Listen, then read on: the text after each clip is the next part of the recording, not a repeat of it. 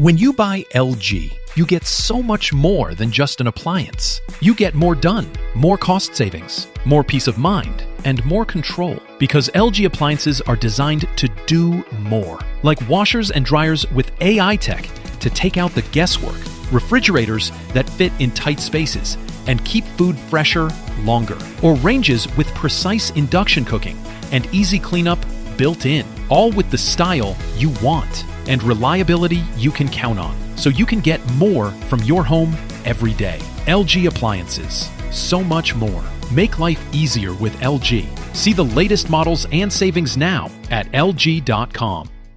Did you know using your browser in incognito mode doesn't actually protect your privacy? Take back your privacy with IPVanish VPN. Just one tap and all your data, passwords, communications, browsing history, and more will be instantly protected. IPVanish makes you virtually invisible online. Use IPVanish on all your devices, anytime you go online at home and especially on public Wi-Fi. Get IPVanish now for 70% off a yearly plan with this exclusive offer at ipvanish.com/audio. This is a podcast from Minute Media.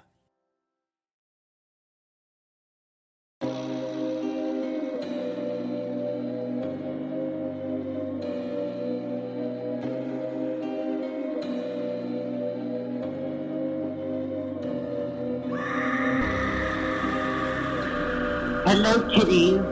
This is your Domi, the Crypt Keeper, and you're listening to Slasher Radio.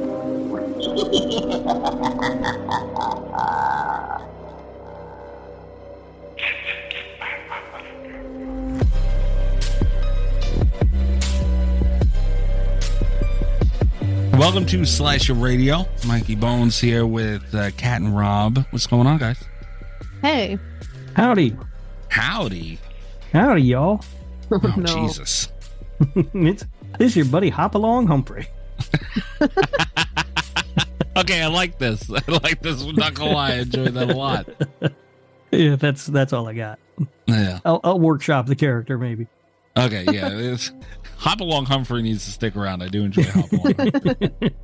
Spent a little too much time down south. We're gonna have to bring you back up here a little bit soon, man. Oh man, we are back. We are we have been super fucking busy. We are fresh off a DBD week where we talked to Matthew Cote. That was a great conversation that we had with him, and all the interaction and everything we've had on Twitter and YouTube and Discord and even Twitch and everywhere else. We love you guys. So anyone joining the show for the first time or is new, welcome. Welcome. Welcome. Hopalong Humphrey is apparently on the show. Glad you're here for that. Yeah, so we have a Patreon pick that has been delayed. I don't know. Our schedule's all fucked. So our Patreon pick technically I don't remember this. Yeah, you forgot everything. But Yeah, you said there was a vote, but I don't remember there being a vote. 100% a vote. I literally think you picked this movie.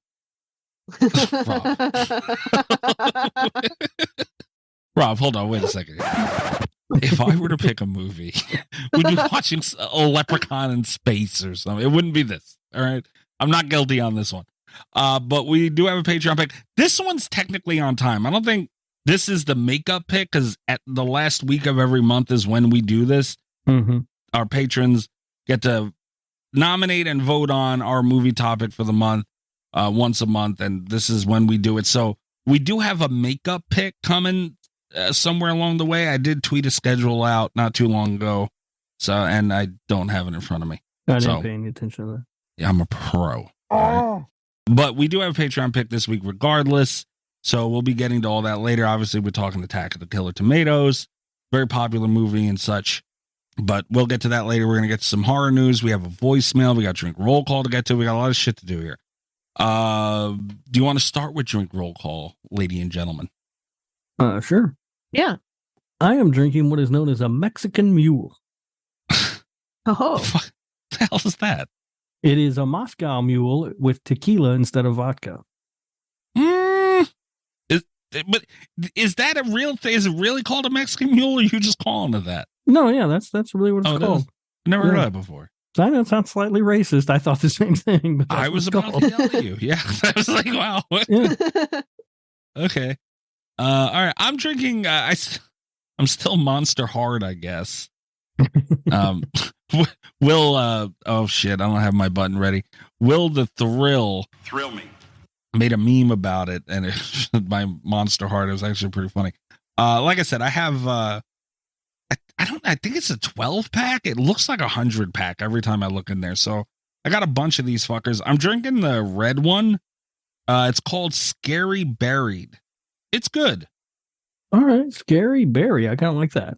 Yeah, it's I'll say this. These are probably the best, because starting with Rob's margarita in a can excursion many moons back, we got a lot of things in the can.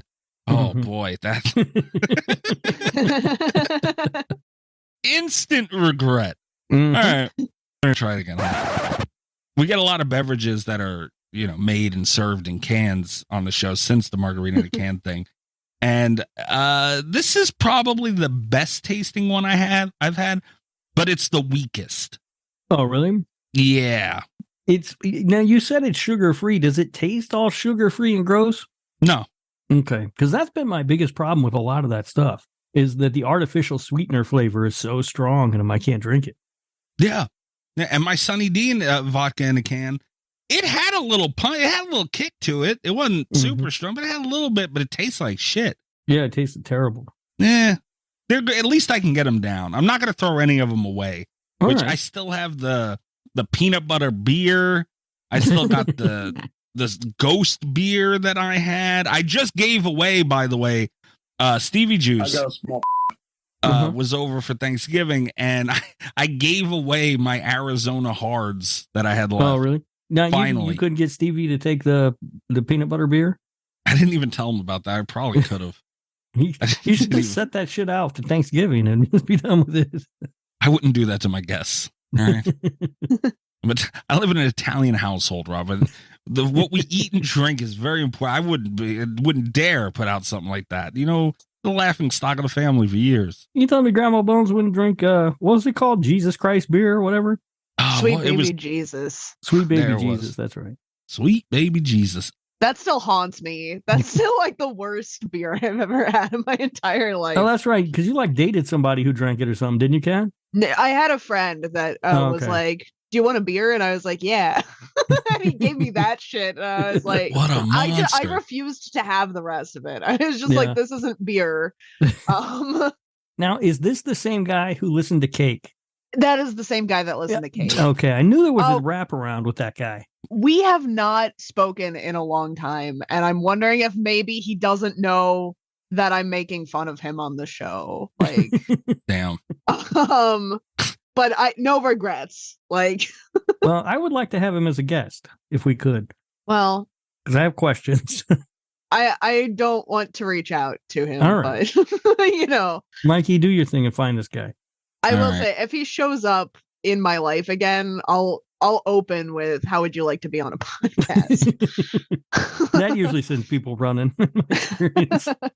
Cat's losing people left and right, man. The peanut butter beer guy, Dan the shiny ball man. Everybody's leaving. It might be us, Rob. It might be. We are bad. The only one that stuck around is Mr. Cat's boyfriend guy. So and that's why we like him. And I'll be honest, he's got to be 1 foot out the door at some point, right? He's like, yeah. You guys talking about cattle prod me, trying to get me to grow a mustache. I mean, any update, Kat, on the mustache situation, by the way? He has decided not to grow a mustache. Did he try it and it wasn't working for him or something? Well, he has tried before, apparently. I did not know him when that happened. Yeah.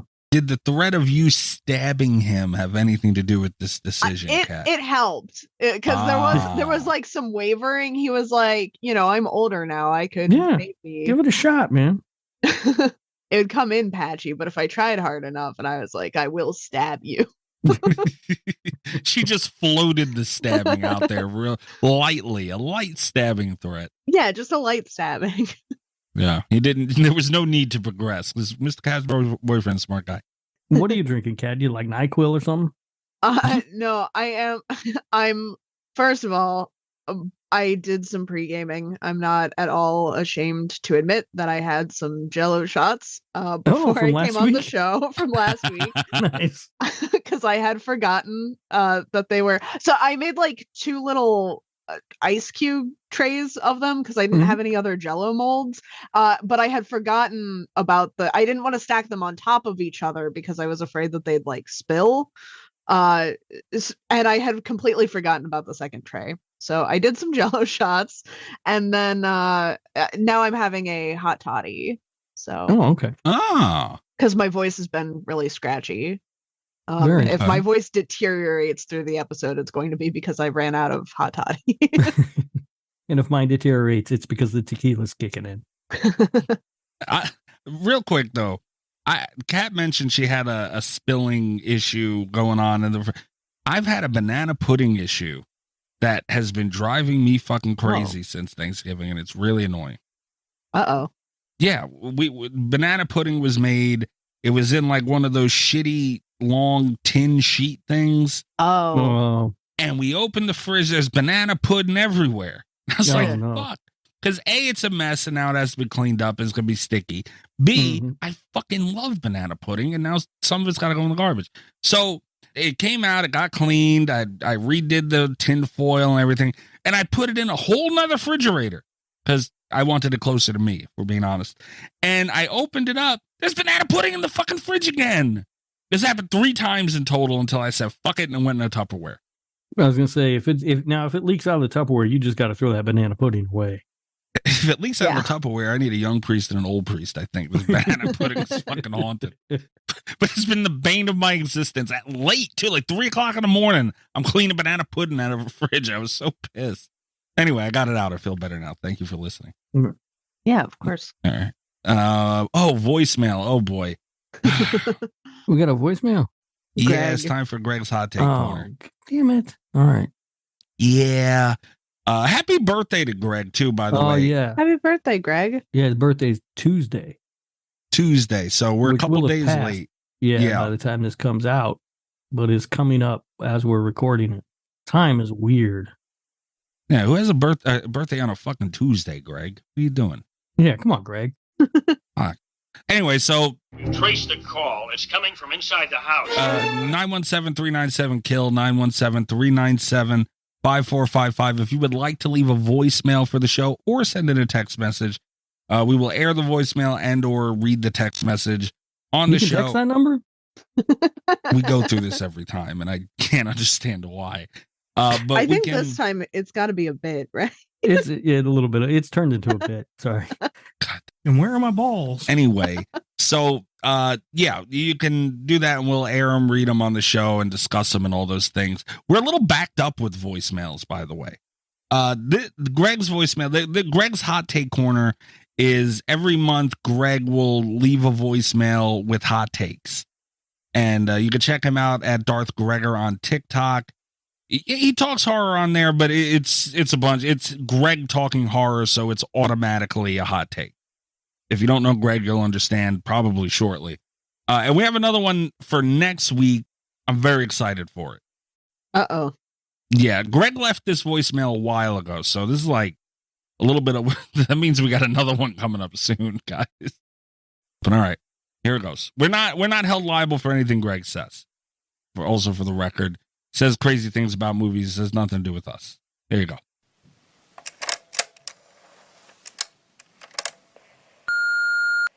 Hello, Michael. Hello, Robert. Hi, Kat. It is I, Darth Gregor, back with another series of hot takes. But before I get to those hot takes, I do just want to say happy Halloween, as this is prior to the Saturday before Halloween. So I figured I would lead with that before I get into what you guys will claim is ridiculous. But anyway, here we go. Dr. Giggles is the best non-franchise slasher film. The final 4 in that tournament was See No Evil with Kane, Happy Birthday to Me, Terry Falls, and the winner, Dr. Giggles. Nosferatu is the best non-Dracula vampire film. I did a tournament, so I would know. The final 4 in that was Blade, The Lost Boys, Let the Right One In, and the winner, Nosferatu. Benny Loves You is a mid-horror movie with a mid-level horror villain. Oh, And last but certainly not least, Twilight is more of a horror movie than Grinding Nemo, a.k.a. The Shape of Water. Thank you. Bye. oh boy. All right. Everybody just calm down. All right, first of all, Dr. Giggles feels like an insane take to me. There has to be a non-franchise slasher better than that, right? There has to be. The Prowler, Not that one. No. The But- Burning. Not that one, but I agree that there probably is one statistically. You're not offering any solutions, Kat. Sorry, Hush, maybe. Yes. Come on. Nah, hush. What do you mean? Better than Dr. Giggles, Rob? Stop. All right, maybe it's better than Dr. Giggles. But what about like My Bloody Valentine? Like that has a remake, but I wouldn't call that a franchise. Yeah, I'm not sure that's a whole franchise. That Yeah. might be the best one off the top of my head. That's an original film and then a remake, however many years later. But that's not really a franchise. It has no sequel. Should have had sequels, but it doesn't. Yeah. And then what was the next? Not Nosferatu being the best non-Dracula vampire. I don't hate that. I mean, honestly, like Let the Right One In, I think is a better vampire movie. But I do love Nosferatu, so I don't hate that. Yeah, I'm not too terribly mad at that one. Blade's better, though. No. No, Blade. No? Better than Nosferatu? No. Yes. No. Blade's really good. No. Blade's not even a horror movie. It's border, yeah, but Okay, so here's the thing, is that it is a vampire movie, so technically it would count for that category. Second of all, it is not a horror movie at all. Third of all, it's At irrelevant all. because it's just not better. Yeah. OG Blade was close to horror when it was a lot closer than the No. rest of them. No, it's still not better No. than Nosferatu. Yeah, it's not better than Nosferatu, and it's not better than Wesley Snipes. and it's not a horror movie. No. It's like a fun action movie. Yeah. It- Robert it's Eggers fun. is remaking Nosferatu, though that's going to be amazing. That is gonna be good, probably. I hope. think it'll be great. Eggers seems like the perfect guy to do it. I'll agree with that. Yeah. Yeah. And then what else do we have? Benny Loves You. That's insanity. Benny was Oh, amazing. Greg, We all have Benny plushies. I don't know what his deal with Benny is, but it needs to stop. He does not like Benny. Why though? I don't know. That is a puzzle. Dirty son of a bitch. Like every time. Yeah. Benny is so much fun. He's so adorable. He kills the shit out of things. What's the problem? Yeah. And that week where Kat and I both had our plushies and you hadn't gotten yours yet was maybe the happiest week of my life. And I associate that with the movie. Oh, okay. And I rewatched Benny Loves You semi recently. Holds up. Yeah. Yeah. Oh yeah. It's a good movie. I liked it. Fucking Greg.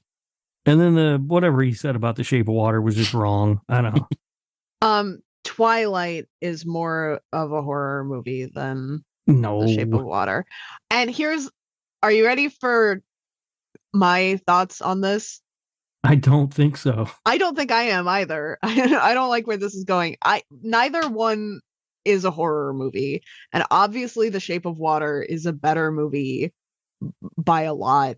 I think there's enough like abuse and stalking and just like really uncomfortable romance surrounding Twilight that it does actually scare me more. I think if you want to look at it through like through a very realistic lens, there's a lot of horror going on in that movie, Right. but it doesn't have a lot to do with like the vampires and wolves and stuff. No, it's I wouldn't call it a horror movie. Breaking Dawn Part 2, I think, maybe. Whatever the one is where that fucking baby crawls its way out of her and the wolf man falls in love with it. That's a horror movie. That Well, one gets a pass. You've watched much more of Twilight than I have. Coming from the guy who has tried to get us to watch Twilight 3 times on this show. Spoiler alert, Bella gives birth to like a full-grown child that crawls its way out of her stomach, and then her ex-boyfriend that assaulted her is like fuck, I'm in love with this baby. And I hate it. I hate it so much. Yeah, that's how Breaking Dawn, because werewolves have a thing called imprinting. That's like love at first sight, except for you're bonded to a gross wolf man for life. And that's like, but it happens whenever you first see them there. And he's at the birth watching Bella because he's still stalking her. He's like obsessed with her, and he's like, maybe somehow still she'll choose me over Edward. And then like this thing crawls out of her, and he's like, nope, never mind, it's this is my soulmate, I love this thing. But it's like, but she's a child already. But it's a baby. Yeah. I don't know how I feel about that. And that's a horror movie. Like, I think that one can count. But the whole like, who is she gonna choose arc? I don't know about that. Yeah, I mean, it is at its core. Twilight is the story of a young woman who moves to a new town and can only choose between two men, one of which is Dracula and the other one which is the Wolfman. Yeah, and it seems pretty sad. Yeah, I would like to stop talking about this as soon as possible. Well, wait until we do it on the show, Mikey. We're not doing Twilight. Sorry, that's not happening. I maintain it could be a watch-along movie, but yeah, we can't talk about it on the show because it's not a horror movie. I've heard other horror podcasts do it. But it might be more of a horror movie than The Shape of Water, though. Not Wait a until better we do that movie. one on the show, Mikey.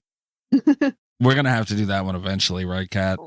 I mean, yeah, I think we might have to do a segment like once a year or quarterly, maybe, where we do like, is it a horror movie? Ooh, that would be fun. Is it a horror movie? That's not bad. Just to open up for The Shape of Water. We got the first two lined up: The Shape of Water and Twilight. No, we're not doing. We're never going to do Twilight on here on principle one. And Blade. I'm not going to live without doing Blade. If the trade off is we don't do Twilight, fine. I don't need to talk about Blade. It's fine with me. God damn it. Greg, yeah, that he said happy Halloween. That's hysterical. We've been backed up. I'm sorry. Yeah, that's a little bit old. Yeah, but it made sense to wait for when we could talk about it properly, and unfortunately now's when we had to talk about it. But thank you, Greg, for your voicemail. We've talked about it. TikTok /Darth Gregor. I don't know, they're Darth Gregor on TikTok. Mm-hmm. You check him out, a lot of horror content on there. He just did his 200. I guess it's a good time to talk about Patreon a little bit. This is a Patreon episode, I guess. We're going to be Greg on his TikTok at Darth Gregor. Recently for his birthday, he did a live where he gave his top 200 horror movies. Nope. Favorites. He was very, very specific about it being his favorites. Oh, yes. So I didn't know that. I'm much more excited for the list now. the list is a fucking train wreck. No holds barred. Yeah. So we're going to be talking about that this week on Patreon. You get an extra show every week, depending on the tier, starting at the fucking tier 2. And this week we're going to be releasing episodes /videos of Rob playing Dead by Daylight, which is honestly, like, whether you give a shit about Dead by Daylight or not, fine. That shit is fucking funny. See and or hear me own everyone in Dead by Daylight. That's not true. I have not seen it yet. I'm positive that's what happened. Yeah. On the Cult FM YouTube, we have a video of Rob playing Texas Chainsaw. Very fun to watch Rob play things he has no business playing, but a good time. I mean, have no business. I retired from that game undefeated. Son of a bitch! I carried you to that win, you bastard. I had like almost as many points as you did. You had more points than me. That's number one. And number two, it's literally a glitch that they fixed. I don't know. Cheating. Scorecard says it. Numbers don't lie, Mikey. I did more than you did. Anyway, you pissed me off. I just lost my whole train of thought. But so anyway, we're going to be doing Greg's top 200 list. We're going to break that down possibly the next 2 weeks on Patreon. We'll break it up into two. So it's a good time to sign up at patreon.com//radio. You guys want to get into news? Yeah. Hell of a deal. My mornings are chaos. I need coffee that works as hard as I do. That's why I drink Everyday Dose, coffee with benefits. It's rich, delicious coffee boosted with mushrooms, collagen, and nootropics. Everything I need for focus and balance, ready in 30 seconds. The Black Friday sale is on. Get 61% off your first coffee plus starter kit, a free A2 probiotic creamer, and over $100 in free gifts. Plus, enter for a chance to win $100 cash or get your entire order refunded. Visit everydaydose.com/podcast or use code podcast at checkout. When you buy LG, you get so much more than just an appliance. You get more done, more cost savings, more peace of mind, and more control. Because LG appliances are designed to do more. Like washers and dryers with AI tech to take out the guesswork, refrigerators that fit in tight spaces and keep food fresher longer, or ranges with precise induction cooking and easy cleanup built in, all with the style you want and reliability you can count on, so you can get more from your home every day. LG Appliances. So much more. Make life easier with LG. See the latest models and savings now at LG.com. It's time to hump the news with Rob Humphrey. He's not a genius.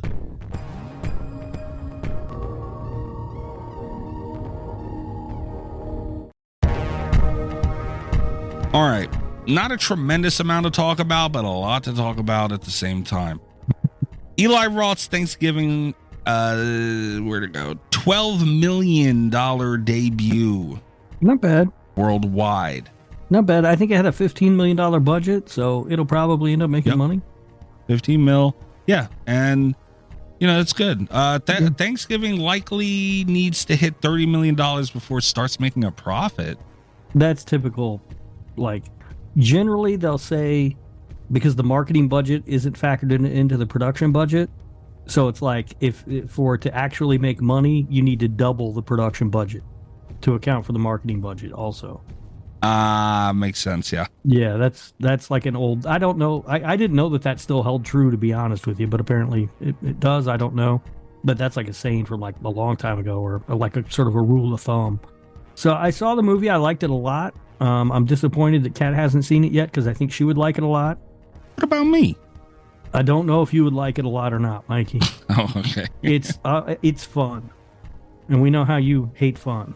I do not hate fun. So, but it's a good time. It doesn't, it's not the kind of movie that you want to go into the theater and think too much about. Just sit back and relax and have a good time. Don't think about all the plot holes. Just let those wash by you. And have a good time watching a pilgrim kill people. Pilgrims. Honestly, that's kind of what I want to do every Thanksgiving. Yeah. I think this might be, Thanksgiving might have its real signature horror movie. Nice. Yeah. That's good to hear. Yeah. And I mean, like, I'm talking like mainstream, because obviously we have Thanksgiving, but I don't know, how much mainstream love for people that Thanksgiving's getting, or has gotten. But Thanksgiving, I think, could be that sort of mainstream, sort of, Black Christmas of Thanksgiving movies. And it's got McDreamy in it, who was just voted People's Sexiest Man Alive. Oh, damn. Yeah. So, Sexiest Man Alive, he's in a horror movie. That's not bad. I do, from what I heard, he beat me by just a couple of votes. So... tip of the cap to Patrick Dempsey for that. You lying motherfucker today, huh? No, I got an email from people that said that. It's after midnight. It's a Sunday. You're going to just lie in front of Jesus on Sunday, man? Like, wow. All right. Up next, Krampus 2, ? Michael Dougherty. Everybody knows him from Trick or Treat. But a lot of people forget about Krampus back in 2015, which I enjoy a lot. He's talking about some ideas for a sequel, potentially. What do you guys think? I don't like Krampus. I think it's overrated. Fucking hater. I don't think it needs a sequel. I'll be honest. I like it. It's fine. It's not one that I watch every year, but it's one that I'm not mad when other people want to see. All right. I mean, yeah. I'm bad with what? You've got your yearly watches of Black Christmas and Santa's Sleigh starring WWE superstar Bill Goldberg. Black Christmas and Anna and the Apocalypse, but sure. So you're not gonna, Krampus just isn't gonna break that rotation for me, and it's not. I just don't think it's very good. I'll be honest with you. I just don't like it. I love that movie. And I would be like, stop fucking around with Krampus and give us Trick or Treat 2 already. Yeah, that makes no sense. Yeah. I'm also not sure that needs a sequel. It might not need a sequel, but it fits for a sequel. Being an anthology, it's going to work a lot better than trying to make a forced sequel to Krampus. That I agree with. If there had to be a sequel to one, I would prefer it be Trick or Treat. But I really don't mind things just not getting sequels sometimes also. Okay. Next up is these are quick. All right, Five Nights at Freddy's, the movie, is coming to 4K and Blu-ray in December. Bonus features, whatever else. Okay. That going in your collection, Rob? No, it is not. Son of a bitch. I did pick up some stuff though for my collection. Your vinyl collection or your DVD collection? Both. Oh, hell of a deal. All right. Socks is there's an exclusive. Is this scared up 100 million bucks? Oh, okay. DVD, Blu-ray, 4K tomorrow, which was, I guess, when this article was made, November 21st. So that's out already. Has a bunch of exclusive bonus features. Celebrates 20 years of Saw fandom. All that shit. Kat, are you scooping this up? Very possibly, yeah. Hell of a deal. Socks is out already? Yeah. On physical? Yeah. My God, man. That window has closed, hasn't it? Yeah, it has. I mean, Jesus, it was just in theaters like a month ago. Yeah. It made over 100 million in the box office. Mm-hmm. I like that they pushed that stuff out, man, because they did it with shit. I don't remember. It was a quick release, and I was almost bought it. But man, we want the stuff. Like, put it out there. I never understood it waits so long. Well, they used to wait so long because they could make more money by waiting. You think? There were second-run theaters that would show it. Okay. Yeah. And but those don't really exist anymore. Yeah, I haven't heard of that in a while. And then you had your TV rights, so you would go to HBO or one of the pay networks. And now you want to get those DVDs sold before it gets picked up by a streaming service. Yeah, right. Yeah. So you used to, but it would be the pay services like HBO or Showtime or whatever one you were going to would buy it. And then you would have your broadcast network rights. They would buy it. And then you would go to, at that point in time, it was probably VHS, more than likely. Once you had wringed every last penny out of it, you could along the way. But now, yeah, they want to get the physical out as fast as they can because it's going to go to streaming and no one's going to buy it if they don't. Yeah, I like Except me. I always end up buying stuff anyway. I just like having a copy of it. Me too. Yeah. All right. The big news of the week. I don't like any of this. Jenna Ortega, no longer in Scream 7. Yep. Bigger news. Not really for actress impact, but more of a social thing. Melissa Barrera, also no longer in Scream 7. This was kind of the first domino to fall, but it doesn't seem like it's related now. Rob, you read into this more. So it depends on which story you believe. There is there's a story that says that Jenna Ortega told them a couple of months ago that she wasn't coming back. It conflicted with her schedule shooting Wednesday, but that actually doesn't make sense now. Yeah, they actually already, I'm pretty sure that one has been debunked because there were rumors that she was going to do that, that she was going to drop out of Scream 7 for the Wednesday schedule, but then there was an announcement, and I wish I should have pulled all this stuff up, but there was an announcement that followed that where it was confirmed Jenna Ortega will be in Scream 7 despite busy schedule. They had her new contract for that, and then after the backlash from Melissa Barrera, there was a thing saying that she had stepped down because of scheduling conflicts, quote unquote. So they kind of walked that back, and now I believe the thing that they're trying to say is that they had she has fulfilled her contract, which I think is just them kind of trying to save face. So they're saying That's that she gotta was be never bullshit. agreed to a 7th movie? Yes. So why wouldn't they have said that in the first place? Even though Here, so part of this is, to me, that part of it is a little sort of irritating because I applaud Jen Ortega if indeed she did walk away from Scream 7 to show solidarity with her co-star, friend, whatever, right? Yes. Like, I applaud that move, but also own it. Yeah, that's the thing that really irritates me, is because I'm wondering if just the timing of it seems really weird, like for them to not be related. I almost think that she has to be doing it for Melissa Barrera, but I would love to see a statement saying that, because she's a big enough star that she could get. I feel like this whole Wednesday scheduling conflict thing is so that there are no repercussions for her. But like, you know, if you drop out in solidarity of someone, it doesn't count unless you say, hey. Right. This is why I did this. And, you know, that's what I would. Now, I do kind of get that, because she could face repercussions. We didn't really talk about this, I guess, yet. But Melissa Barrera was released or fired from Scream 7 because of her being outspoken in support of Palestine online. Yeah. And so maybe Jenna Ortega is like, I'm leaving because you fired my friend, but she's not saying that because she doesn't want to be labeled as someone who supports Palestine and also has trouble getting work. Right. She wants to do the right thing, but doesn't want to deal with the repercussions for it. She wants to have her cake and eat it too. Right. I want to throw this out there. Jenna Ortega has actually been, not since this, but before the firing incident, Jenna Ortega was actually a lot louder on social media about being in support of Palestine. Okay. So and they're trying to make it, like, I've seen them try to frame this Melissa Barrera thing as anti-Semitism. Yeah, I've seen that which too.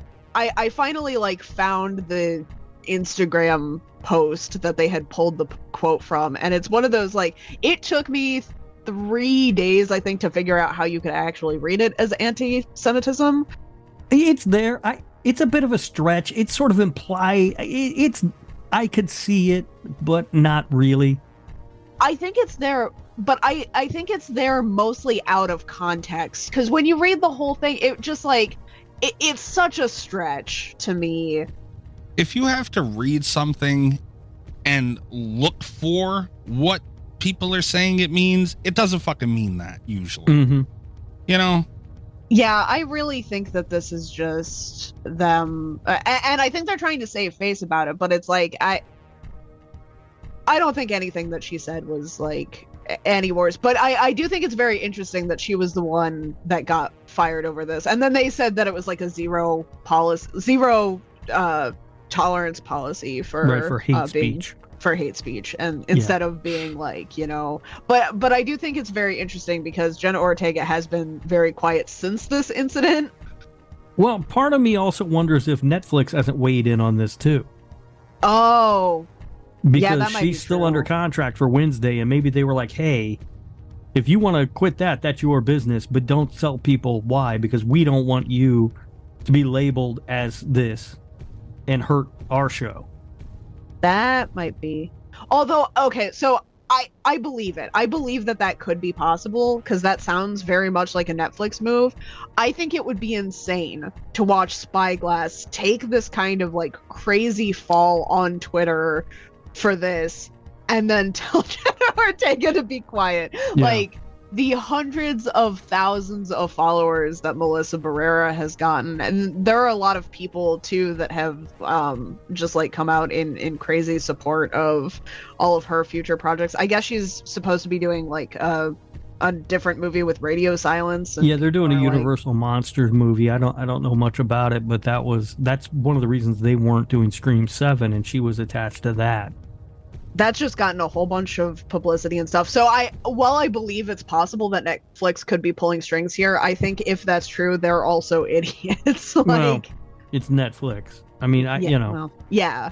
I want to say this because I think I just feel like it's important to say this real quick. I am too stupid to understand what is happening between Israel and Palestine, and that's on me. I haven't taken the time to figure it out. I have no opinion one way or another. I'm Switzerland in this thing because I don't know enough about it. So I just don't want to sound like I'm coming across as supporting one side over the other in that conflict. I do support Melissa Barrera a lot, though, because I think I'm impressed with anyone who sticks to their guns and their convictions. And that's what I've seen from her on social media since being fired. She has refused to back down. She posted a big, long thing about it, and I thought it was really well written, and I was impressed with it. And I've been talking about it on Twitter too, man. And, a lot of people had jumped at me well, not a lot, honestly. But, look, I don't have a side in it either. I do not think supporting Melissa Barrera equals supporting Palestine or, in any way vice versa. But what I will say is I don't know a tremendous amount about it either, because to be honest, it's sickening to look at. I don't like war. I don't like people dying. I don't like money being spent to kill people, because that's what war is at the end of the day. And what both of those parties are doing is terrible to each other, and whatever it's over, I don't give a fuck, because people are dying and that's not okay. So look, if she's supporting one way or another, dude, there's no right or wrong side in that. It's just what people think and how they feel, and they're entitled to that. And to kill her over this, and I kind of talked about it on Twitter a little bit. I don't like the line, like, she's a millionaire, she'll be fine. But if we start moving the line for harmless opinions where you can lose income, that's not cool. Because like, that line could move down to, like, your boss could just walk in and fire you for an opinion you have on something that disagrees with theirs. I just don't think it's okay what happened to her. And anyone who disagrees with that, I mean, that's on you. But, like, she's a talented actress, man, and she had an opinion on something that is polarizing one way or another, but really isn't right or wrong one way or another. Both of those parties are wrong in what they're doing. Period. Someone also shut down Christopher Landon. I don't know if you guys saw that or not. What do you mean? Was it because of that shit statement he made? He put out a pretty shitty statement. It wasn't great, but essentially what he said was, huh? Was it the "wasn't me" statement? Yeah, basically, yeah. I didn't make this decision or whatever. Please stop yelling at each other, something like that. I don't remember. It was half-assed. Well, what's he supposed to say, the poor guy? Honestly? Well, I mean, I just felt like it was half-assed, but whatever. Doesn't matter. He put out a statement, and that's been scrubbed. It's gone. He had to take that post down. I'm assuming somebody told him, "Hey, take that down." Oh, he did take it down? Yeah, I can't find it anywhere. I'm not mad at. I mean, like, what is the guy? The guy's probably getting lit up. It's like he didn't do nothing. It wasn't his choice. I don't think. I doubt it. He says it wasn't. I doubt it was. But like, what is he supposed to do about it? I looked through that thread before he did. Seen it when it went up. He was getting torched. Yeah. So like, it's hard to blame the guy. Like, what does he say? No. But the bigger impact is what the hell? Well, not the bigger impact, but the one that is the focus of this show. What the hell's going to happen with Scream now? I don't know, man. I'm not going to be one of those people that say I'm not going to watch it, because let's be honest, I'm going to fucking watch it.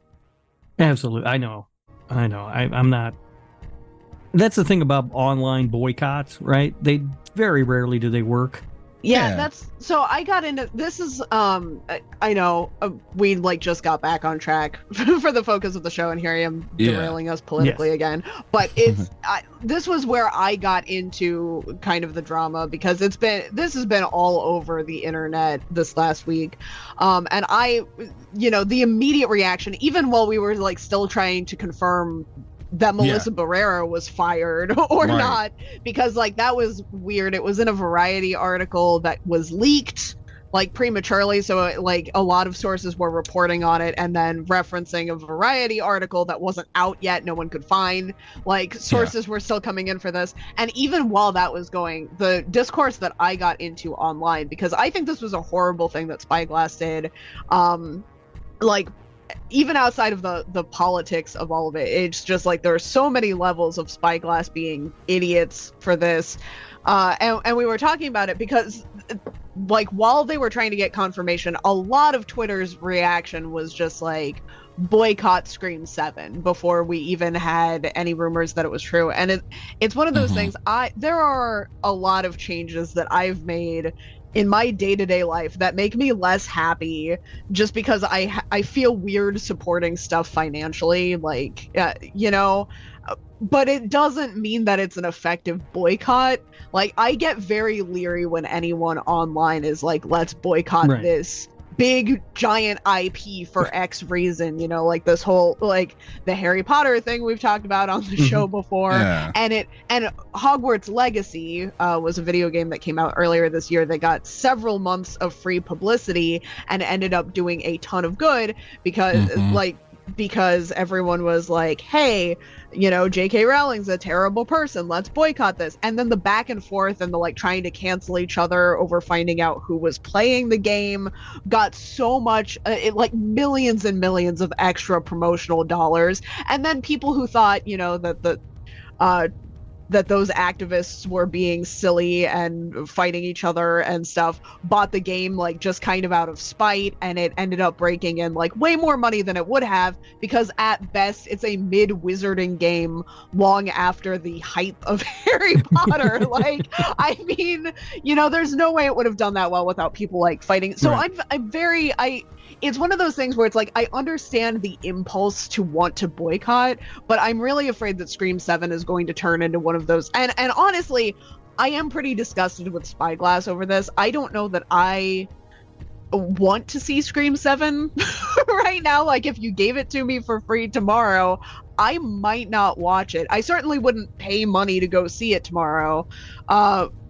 But I'm really afraid that this whole, like, let's boycott it thing is going to end up making this the most successful Scream movie in the long run. I think the thing about boycotts generally with that kind of thing where people are on Twitter screaming about boycotting thing is people just don't do it, right? It's very easy to tweet about how you're going to boycott some company, but it's a whole different thing. Like you said, when you boycott certain things, it comes with an inconvenience to your life, right? Yeah. So it's very easy to tweet that you're not going to do something. I'm not going to shop there. I'm not going to eat there. But then, you know, to just go and eat there because it's easy or whatever. Yeah. So when I see a lot of that stuff, I tend to not pay attention to it anyway, because my guess is 2/3 of those people who swear today that they're going to boycott Scream 7 in a year and a half, when the movie actually comes out, 2 years from now, whatever it is, they're going to go see it because they will have forgotten about all this. Yeah.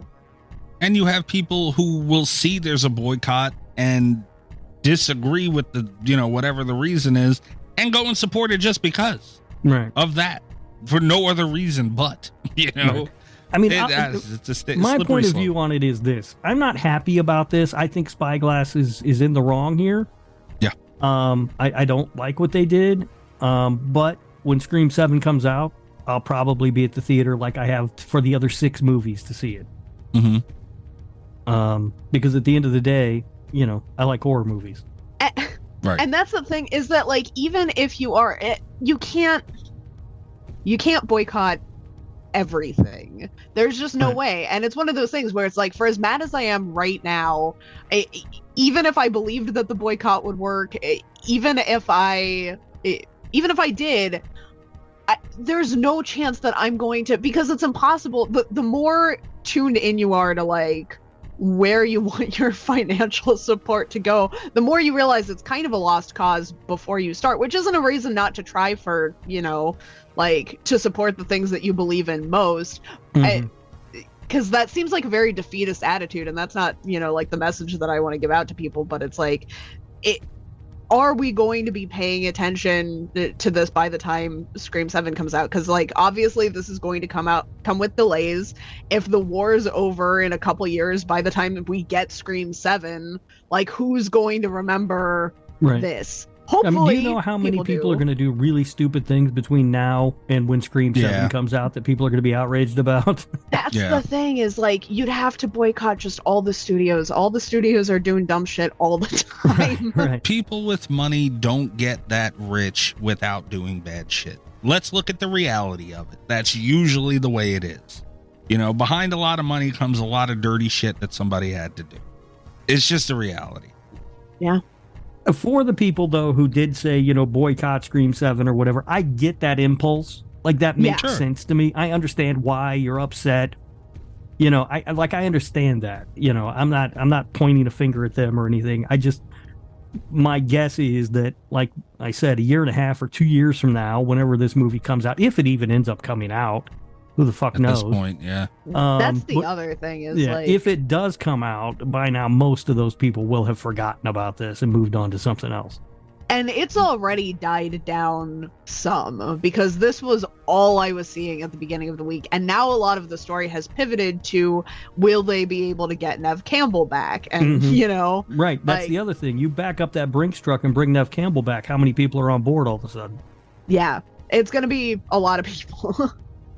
But if I was Nev Campbell, I'd tell them to go fuck themselves. Honestly, I think it's the worst thing they could do for this franchise, in my opinion. Yeah. But it might be the only choice they have. I disagree with that. Nev Campbell should have gotten a goodbye on screen. This franchise is always, they have been trying since Scream 4 to move past the original cast and the original story in this franchise, and they keep fumbling the fucking ball because they're too afraid to do it. They were finally in a spot to do it, and now they've shot themselves in the foot. That's true. They have. But like I said, what they did with Nev Campbell, Scream 6 was just what Scream 6 was. It was, you know, it was kind of the setup for a fall, honestly. We just didn't know it yet. But Scream 6 was a trailer for a 7th movie that we're never going to see. Right. It was a fucking failed trailer. And they should have had Nev Campbell in it. If you were going to get rid of her, you got to admit, Rob, she deserves a goodbye on Scream if that's what's going to happen. On screen, if that's what's going to happen. I thought it would have been great if they'd have killed her on screen. Yeah. But they didn't in 6. So now it's like, you know, you're going to do it in 7, and now we know why you're going to do it in 7 because you fucked up, and you're just trying to get people through the door now. It's a fucking mess, man. Right. So I've seen the rumors, and all of it obviously conjecture, because nobody knows what they're going to do. I don't think they know what they're going to do at this point, but that seems to be the most obvious path to go down. There was someone else I saw clamoring for him to bring back Dewey. I don't know how the fuck that works. Oh, get the fuck out of it. Yeah, bring back Stu and Dewey. Yeah. I mean, they brought back Billy Loomis as a ghost. Maybe they bring back fucking Dewey too. I don't know. Yeah, bring back Stu while you're at it. I would love to watch Dewey's daughter hallucinate her dad during Scream 7. We find out Dewey had a daughter all along. We just didn't know about her. It's so I don't know what you've got. Two choices. You can go back down the path of Nev Campbell and bring back Sidney Prescott, or you can try and do something completely different. And my guess is they're going to go back and try their hardest to get Nev Campbell to come back. And if she doesn't do it, the whole thing might get shelved, and who knows when we'll get another Scream movie. We'll get one eventually, but it might not be anytime soon. They put a whole cast together because, you know, Scream, like Friday the 13th or whatever, you need a final girl is what you cast helps, sure, but like to continue a franchise in Scream, you need a cast. In Friday the 13th, Halloween, whatever, you can get away with a final girl and be good. You can have that strong leading actress or actor, and, you know, you do your thing. Scream, you need a cast. They nailed it in 5. The cast was fucking perfect to move forward with. And honestly, here's one that I just thought of. What about focusing around Mindy? Shit, at this point? No? You don't She's think not so? a strong enough character. You don't think she can pull it off, though? Are they going to bring back Mindy and her brother that should already be dead, whatever the fuck his name is, and send a movie around them? No. I agree with that. Here's the thing is that, like, if you had told me following Scream 5 that Mindy was going to take the lead in Scream 7, I would have been all for it. Seeing how we got there, like, they did her really dirty in 6. They did. I don't want more of Scream 6 Mindy in my life, honestly. Yeah, I don't think that's enough. No. I mean, at a bare minimum, they're going to have to introduce 2 new characters at that point to bring along, and it's going to be awkward and weird. You know, the other option, I guess, there is another option on the table that we haven't talked about is you recast the roles. We've seen that happen before. Saying that they were thinking about recasting Melissa Barrera, but just with the backlash that they've already received. No. We talked I'm not about saying it's a good option. I'm just saying that is an option. I know, just like because we have talked about them, like everyone forgetting in 2 years. I think if they were like, "Here's your new Sam Carpenter," people would remember and be like, "Oh shit, wait a minute, we're mad at this." Yeah, it's really. I mean, the whole thing that makes it super unfortunate as far as the movies go is that I thought the one thing that I liked in 6 was the development of Sam Carpenter. Like I thought she got finally to be a better felt, character. She finally felt like the lead of the movie and was really coming into something. They did. They ended on that note, and now, and like you said, it was a trailer for a movie that we're just not getting now. Yeah. The other thing I think would be really funny, because there was that whole Scream 7 announced that it was going to take place during Christmas, and then Terrifier 3 announced that it was going to be a Christmas movie, and everyone was like, Terrifier's copying Scream. It will be the funniest shit in the world to me if Scream 7 is not a Christmas movie anymore. Terrifier 3 just takes it. Oh, by the way, we were talking about that a couple of weeks ago or whatever, about how every movie that's coming out might just be a Christmas movie. Yeah. Apparently, Jordan Peele's next movie is also a Christmas horror movie. Oh, God dear damn Lord. it. So get ready. We're going to get a ton of Christmas horror. Son of a bitch. All right. Hopefully it's all good, though. If it's all good, we can't bitch. I don't like Christmas we're just horror good that on much. Christmas horror movies for about a couple decades, maybe at that point, but I don't know. We'll see what happens, man. It's really all we can sit and do. It's just, it sucks because 5 came back, Scream, it was so strong, all that shit. What a fiery start for it to just burn out like this so quickly. It's not, I mean, Scream 6 wasn't good, but it wasn't like bad. You know, it wasn't unwatchable. It's hard to really pinpoint what I don't like about it other than the fact that no one dies. Yeah. They didn't do anything. Yeah. It just, like we said, it felt like the setup or the trailer for the next film. Yeah. And now we're not getting a next film, at least not in that story, more than likely. Maybe they do it as a cartoon. Oh, get the fuck out of here. Then anybody could be Sam Carpenter, right? I don't know. Scott Pilgrim is doing really well because they got the original cast from Scott Pilgrim. That's like the best thing that fucking cartoon has going for it. I don't know. We gotta wait and see. My number 1 or number 2 favorite franchise, and this shit had to happen. I would like to apologize to all Scream fans. It's because I like it. That's the only reason all this is happening. Clearly, it's a big plot against me. Everything I love has to burn. So here we are today. Yeah. Have, changing subjects, have either of you, this is sort of horror related, have either of you watched Squid Game, The Competition? No. I have started Squid Game, The Competition. Okay. I really enjoyed it. I blew through the first 5 episodes in no time. Not realizing that they were releasing them in phases, so it's going to be another week before I can watch the final 5 episodes. Yeah. Damn. I still have, I think, 2 left from this phase, but I'm really enjoying it. It's fun. Did you see that there's a lawsuit though? I did not. Apparently someone got in trouble. Apparently someone got hypothermia and someone else lost like spinal feeling after being quote unquote shot in red light, green light. So God damn. I wondered about that. Like I was like, I thought the squibs they were doing for that were kind of cool, you know? Yeah. But I was like, I wonder if somebody's going to get hurt. Someone apparently has gotten hurt. Yeah. I was a little worried about that. Yeah. Yeah, it sucks. All right, that's all I have for news. Am I hitting my damn button? Yeah, go ahead. Hit the button. I want to hit the fucking button. Crazy idiot! Get the fuck The highlight of my TV. Yeah, go back to turning tricks and old folk and you pain in the ass! Slavicoli Mystery Corner, where our listeners anonymously send in Italian memes making fun of me for being Italian. I know this is a horror podcast. You look for a horror tie here. Not going to happen. So we try to describe the memes on the show. They go up on Patreon, all copies of the memes. Patreon.com//radio. Some of them are a doozy to explain, so we do our best. This one I think is going to be easy to explain. What the fuck is that?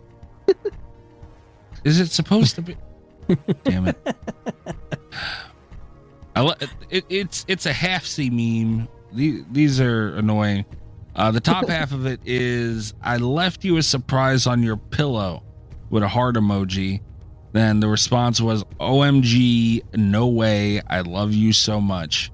I don't know if it was like supposed to be in the shape of a pony or something. Like, it's just a pile of pasta. I think it's a heart. Yeah, is it a heart? Yeah. That's a terrible heart. It's not a great heart, I'll be honest, but it's a heart. It's not a heart. It's not. It might supposed to be a heart. I think it's supposed to be a heart. That's terrible.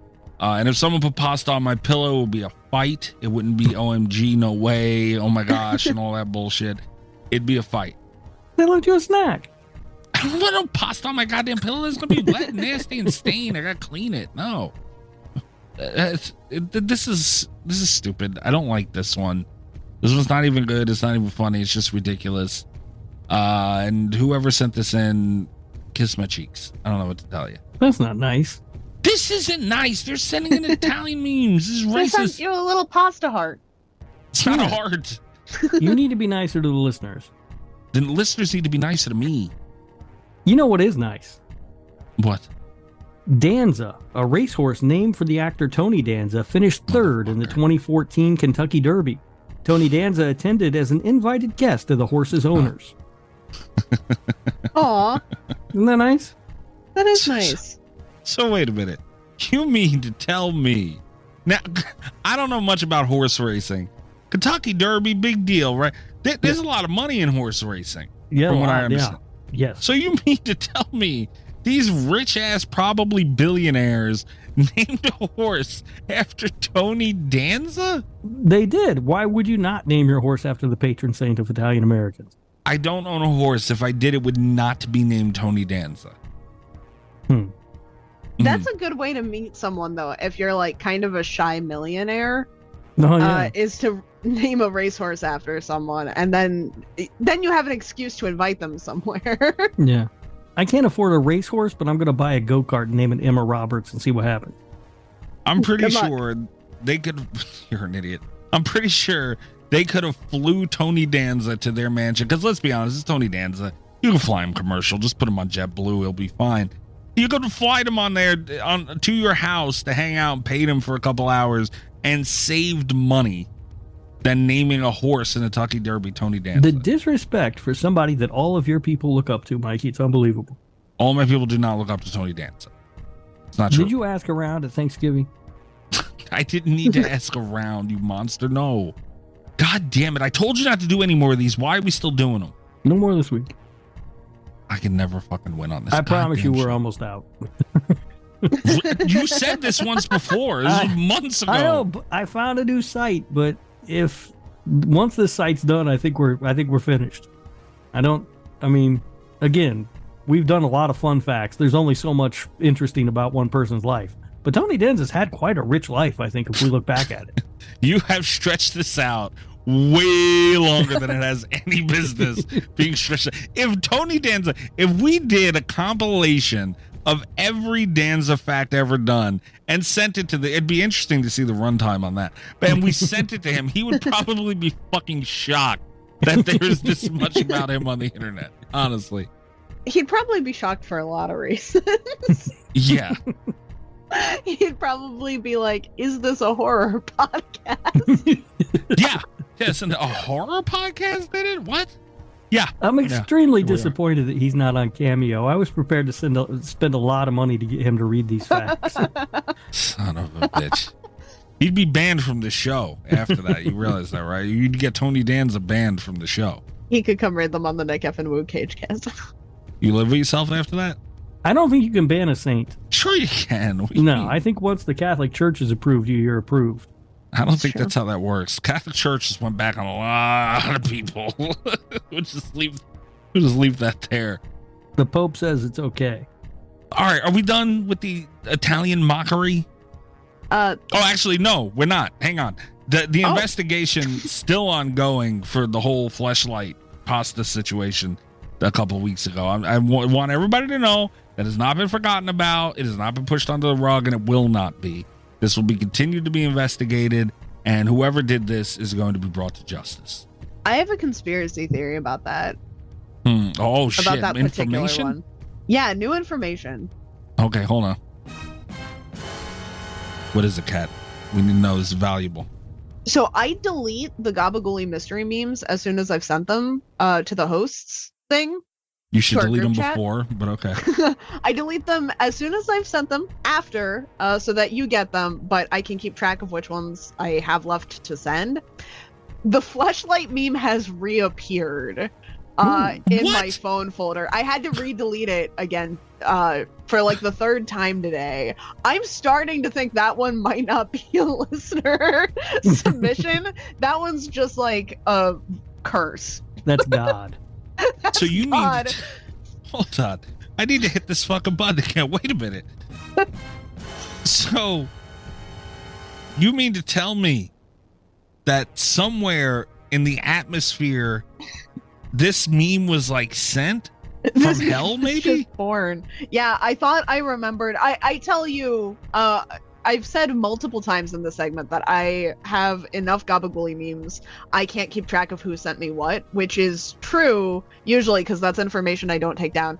This was a particularly egregious one. I thought I remembered who sent it to me, but the fact that it keeps reappearing in the folder has me like doubting my entire life.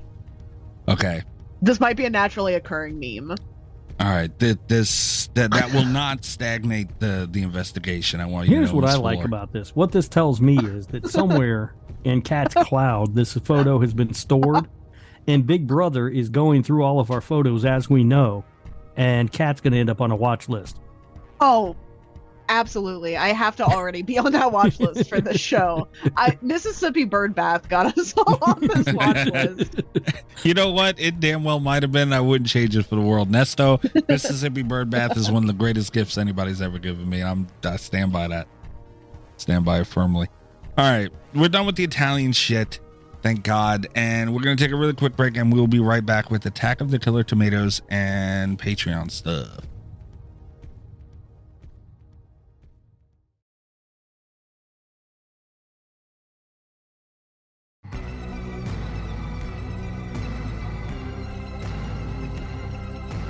Okay, Patreon pick. These are always dangerous. Mm-hmm. It hasn't been, well, I was attacked a couple times this year, but Chris kind of laying off the evil picks. You know, like Chris we have no very good this year. He has been. Again, some of this is PTSD, as we've talked about from last year when we started the Patreon pick. But, you know, there's been some pretty shitty ones in there as well. But Rob doesn't know how to work the Patreon, so we have to go through all the picks and everything so he knows what's going on, right? Yeah. Okay. No clue. Yeah. And I don't remember this vote taking place at all. Okay. First submission was Tasha. Okay. And she put up Slaughterhouse 2023. Don't appreciate that. Solid pick. I think you would enjoy Slaughterhouse, Mikey. I've seen Slaughterhouse. I hated it. Oh, really? Yeah. How did you hate it? It's so good. He hates fun. Oh, that's It's right. not good. He hates fun. Forgot. I would have had a fun time with Slaughterhouse. Yeah. I would not have. Well, I would have had a lot to say about it. None of it would have been good. The sloth drives a car, Mikey. Yeah, seeing that very slowly. Imagine. EyeRChris, The Omen, 1976. All right, good. Nice. Movie.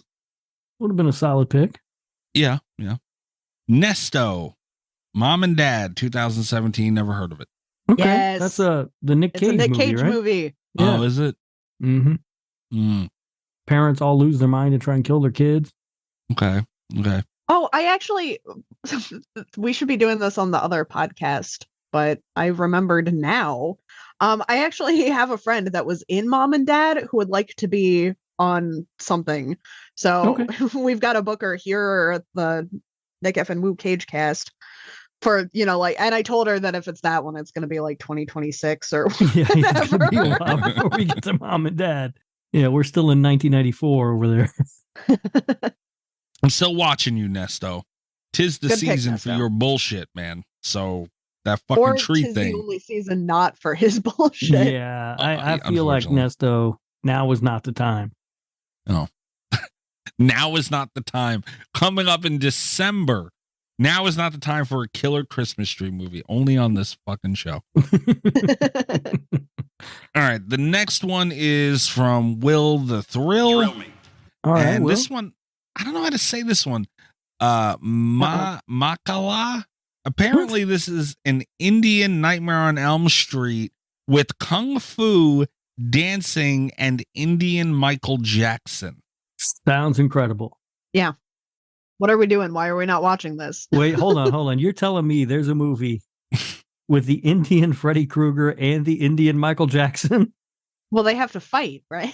And kung fu and dancing. For the children? So they're fighting Wrong. over. Wow. EyeRChris. That's wrong. There's usually not responses in the Patreon page. EyeRChris responded to this one and said, okay, ... Bones, you can never say I'm digging to hurt you again. And then Will replies to that, with the question mark. Will. 10 out of 10 would watch. Oh, I believe you. yeah. Yeah, I don't think Will was really aiming to hurt me with this one, but like, Will, think about what you did real quick, man. There's no way. God damn, man. This one, fuck, that would be hard. Oh, and it's from 93. How good could it be? Even if it was good, how good could it be to pull that off? And the last one that did not win was Leah, and she had Pilgrim 2019. That's probably would have been on brand for this week. That would have been the Yeah. on brand pick, but I'm kind of glad we didn't do that one because I didn't really care for that movie that much. Okay. And here we are with the winner, Darth Gregor, with Attack of the Killer Tomatoes. Yeah. Or as he would say, tomatoes. I was going to say it's Attack of the Killer Tomatoes. No, the fuck it's not. Let's get it right. All right. Anybody want to start with this? Rob, you were on the fence. Kat, you were looking for, I'll just get it out of the way though. I didn't like this movie. Shocker. Yeah, shock of the century. I didn't like this movie. We did a watch party in Discord a while back, and it was Attack of the Killer Donuts. I very much enjoyed Attack of the Killer Donuts. That's a good movie. It's a very good movie. Attack of the Killer Donuts was done well. This was not. I can talk about something positive, but I'll wait a little bit to do it. But for the most part, I did not enjoy this movie. It was all over the fucking place, and it was kind of on brand for the movie and for what they were doing, but it's not for me. And that's the issue here. So not a big fan of this one. And that's all I have right now for this fucking thing. Who wants to throw it out there next? I also did not like this movie. Largely because, and I wrote down my thoughts here so I would not forget this. It feels less like a movie and more like a series of unfunny sketches. And many of those I found to be racist, sexist, and or homophobic.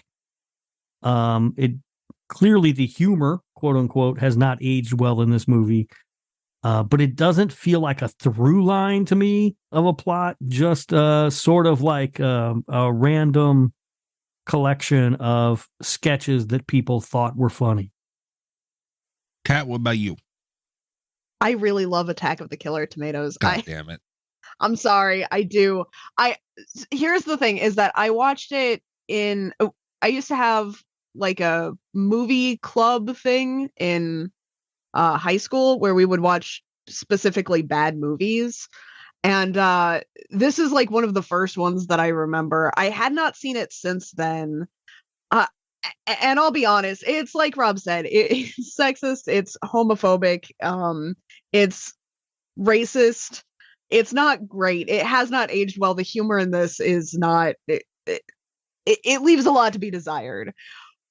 Unfortunately, everything else about this is just so endearing to me. I love the effects. I love the plot. I really like some of the characters. And this is, to me, this is what it's going to come down to. I'm probably going to cycle back around to this for my Portnoy score as well. Attack of the Killer Tomatoes is the movie that I think of when I think of B horror movies. Like, this is kind of the bar for me. It was like one of the first ones that I remember watching ever. It was kind of a favorite for a long time when I was younger, and I just it's very nostalgic for me. I have a soft spot for this one. I also had a tough time this year because I knew going into it that I probably was not going to like it as much. But earlier this year, I read the novelization, and Psychopocalypse Media did a novelization by Jeff Strand that kind of has updated the story. It's added a layer of meta humor. I had a really tough time getting that out of my head as well. I do think the novelization is a lot better if, the movie rubs you the wrong way. A lot of it smoothed over and expanded upon in a very funny way. And it's one of those, it's easy to say, like, I can try to separate them, but it was hard to do because I was thinking about the novelization a lot during the rewatch of this. Is the novelization less racist? The novelization does a lot to call out the racism. Okay. Which I thought was very interesting. And same with the sexism. Like, it's a recurring bit that in the novelization that no one can find Jamie Fairchild, that no one can find whatever her name is, Fairchild's name. Lois Fairchild. No one can find her because they're looking for a man, and it becomes kind of a thing where she's like sneaking around, getting into different areas because everyone underestimates her. I think she was a lot smarter in the novelization because here everyone looks incompetent in the movie, but it felt a lot more intentional in the novelization. And I think it was better. But it was hard not to like think about it while I was watching, Yeah. I remember her name's Lois because they did a stupid Superman bit. The Lois and Clark thing. Yeah. Also was really, really dumb. That was dumb. Yeah. And that's my biggest thing. This movie's not funny. Mm-mm. And this doesn't even feel like a horror movie, right? It just feels like a comedy. But an unfunny one at that. And it's like, it's a movie that's so bad, it's just bad. I thought that the audio sounded like shit where I was watching it. I don't know if you guys had that problem or not, but it sounded like garbage. It didn't sound great. And I watched it on Tubi. So that's where I watched it too. Okay. Yeah, I wasn't paying for this fucking thing. No. If it wasn't on Tubi, I would have $3.99 this all fucking day. It started off. All that. Yeah, that's there for sure. But it started off bad for me. Like the tomato and the sink, or like in the opening scene. It's literally just tomatoes sitting still in a goddamn sink, making little grunty, weird noises. Not gonna lie, when I saw that, I thought, "Oh, there might be hope for this movie yet." Ow! But then it went all downhill from there, and it actually starts with a crawl that talks about Alfred Hitchcock's The Birds. Yeah. And how dare they? Yeah. Because it's like they're drawing a line from this movie to Hitchcock, and go fuck yourself. Mm-hmm. Yeah, no, I agree. And that, I don't know how you had hope for it. They didn't do anything different to the tomatoes. They were just tomatoes. No, I know. That made me laugh. I was like, all right, this might be good. But then, unfortunately, it just got dumber and dumber. And then at some point I realized, oh, this is just a sketch show. That's exactly what it was. And even after that opening scene, the music was all like this. I'll get my nice thing out of the way early, which might not be the best thing to do, but that's all I got. It leaned into what it was doing pretty well. Like it really truly did. It was ridiculous all the way through. And it had things where it wasn't supposed to be taken seriously. They were clearly making something stupid. And I'll give them that much. They at least read the room to the point where they knew that they kept the tone where it should be. And I give him a little bit of points for that. My positivity ends there. I mean, you're right. The tone's consistent throughout. It's just a bad tone. Yeah, it's just stupid. And like I said, with it just being tomatoes, I thought that was lazy, man. And granted, I'm sure they didn't have enough money as Attack of the Killer Donuts, and this was made in a very different time than Attack of the Killer Donuts. So, I'll cut him some slack there. But like they could have did something. Well, they did have like giant tomatoes at the end. They did get to eventually to that. Yeah, like the tomatoes did keep getting bigger. They did, but throughout a good portion of the movie, it was literally just fucking tomatoes. They were just sitting still. I mean, they rolled one every now and then. There wasn't even good shots of them rolling. Like, what the fuck? It literally cost you nothing to roll that tomato. You could have reshot it and did it well. Like, it drove me crazy. Like, Attack of the Killer Donuts, the reason I like it is because the donuts were cool. They were bouncing around. They had little horns and faces and shit. And they look cool. These were just fucking tomatoes. Is part of the reason you didn't like this is because it makes you afraid to eat sauce or what you call gravy? I don't call it gravy. Oh. I don't. You know I don't call it gravy, in fact, and you're doing this being disrespectful. I would never. You are doing it right now. You're actively doing it right now. No, that doesn't sound like me. Son of a bitch. You're hanging around Allie too much. I don't like that. It doesn't sound like me shit. I got one good laugh, and I don't know how comfortable I am with the fact that I laughed at this joke because I think it might be racist, but it also was really funny. And that was when they were all fit into that little room like the generals, and the Japanese guy stood up and he knocked a picture off the wall that was of the USS Arizona, and it sank to the bottom of the fish tank. Yeah. That was really funny. It's pretty funny. It was a little funny. But I also feel like it's maybe more racist than it is funny.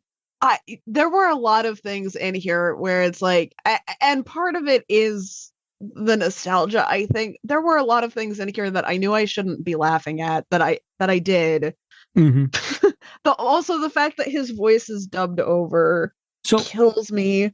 Here's a funny thing about that, because you're right. He's a Japanese guy and his voice is dubbed over and he has like this real deep voice and stuff. Yeah. I got a job at a radio station, and they told me one of the guys that was on the air's name was Curtis Fong. And my first thought was, what the fuck does that guy sound like on the air? You know? Curtis Fong had the voice of God. It was incredible. So when I saw that, I immediately thought of Curtis, and I did laugh at that, but that was just because I had a personal experience with that. And Curtis Fong, also a great guy. He was a lot of fun to hang around with. But so that did make me laugh when I saw it in the movie, but only because I think more because of my personal experience with that than anything to do with the fact that they had overdubbed the voice. Yeah, I mean, it was just like typical. Like you've seen that a lot around the time this movie came out. What was it, 78? 78, yeah. Yeah. Yeah, like that was, I guess, where comedy was at. Like there was a lot of Asian dubs, dub overs and everything. And it was the joke. I don't know. I guess maybe back in 78, it was funny. Like now it's just a thing that people do. It didn't land for me. With like a lot of this stuff, like it was very slapsticky, and again for 78, sure, maybe this worked. In 2023, no. It's almost that airport or Naked Gun kind of humor, which I'm not a huge fan of. Like those movies are funny sometimes, but I just like in that scene where the guy knocks the picture off the wall, they've all crammed into that tiny little room, and it's just stupid. I do think that was one. So I am also not usually a fan of that humor. I think the fact that it is a little bit off is why I like this one so much as opposed to other ones. And a lot of the stuff that I did like is just like goofy visual gags like that. They have that big desk in the tiny little corner office and no one can sit down, and they're just like treating it like it's very normal and crawling over one another and stuff. And it's like that. It's stuff like that. And the other one that comes to mind is when the parachute gets stuck in the car door and he's running along, beside the car, and then he ends up pulling the car with the parachute. It's just like they're dumb things, these little visual gags, but they kind of remind you that you're just not supposed to be taking this seriously. And everyone on screen is like so fully. There are a lot of movies like this where I think it would have been easy to just kind of, and I'm not going to say this is top tier acting, but I think there are a lot of movies that were made in this era that were like, we're going to have this really crazy premise and then everyone kind of phones it in. What I find so endearing about Attack of the Killer Tomatoes is that regardless of what it's doing, everyone on screen is just like fully committed to this whole tomatoes are trying to kill us thing. And there are just these visual gags that remind you that you're in like a goofy, silly movie, even as this guy's running for his life, like trying to pull this car along for the car chase. Something about it just works for me. I think it's great. Yeah, it's the kind of humor that I guess Airport is a very funny movie, or Airplane is a very funny movie. But I have to be in the mood to want to watch Airplane. It's not a movie I can just sit down and watch anytime. And this movie kind of hits that same kind of humor, and maybe I just wasn't in the mood for it today. But I got to be honest, I can't imagine ever being in the mood to watch this. I mean, there's a scene where they're walking down a hallway, and there's just a guy taking a shower. Like, that's just stupid. It's not funny. It's just dumb. And there's the guy that falls asleep. Yeah, the guy, the general. Nap in the hallway. It's so stupid. Like, that doesn't make me laugh at all. I just think it's dumb. I do agree with you. I think I have to be in the mood to watch this. This hit on a good week because I've been kind of under the weather, and that's exactly you're all loopy from the cold medicine. I am kind of loopy from the cold medicine. Loopy is exactly when I want to watch these kinds of movies, and I just had a blast with this. Yeah, I mean, I guess I could see that because it's the same with like Naked Gun, like that kind of, like those are funny movies. I acknowledge they're funny if I'm in the mood for that. I'm rarely in the mood for that is the problem. But when I am, they hit perfect. And this one I guess I just wasn't in the mood for that. I watched it earlier today, I think. Yesterday, I don't know. Whenever the fuck I watched it. It didn't work for me. And I've been known to laugh my ass off at some Naked Gun stuff. So, like, I see what you mean there. But, it wasn't... It was a different tone, but it wasn't, like, too far off. We were joking not too long ago, Rob, about Three's Company. There's some similarities in the comedy used. I'll sit and watch Three's Company right now. Oh, absolutely. So fact, let's just stop recording and go watch Three's Company. This is also what happened last time we watched Three's. I turn this off. Turn on Three's Company. Anytime Three's Company comes up, I'm ready to watch it.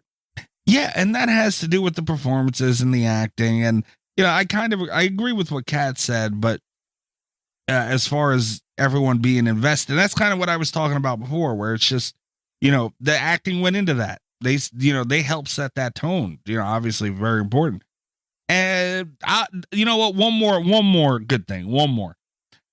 When the news guy is interviewing that girl outside her house after, like, she's like, "Oh, your husband died. You're gonna have to find a new man. You're not a spring chicken anymore." And he's just berating this poor woman. I laughed at that. That was that was kind of. I forgot about that. That was kind of funny.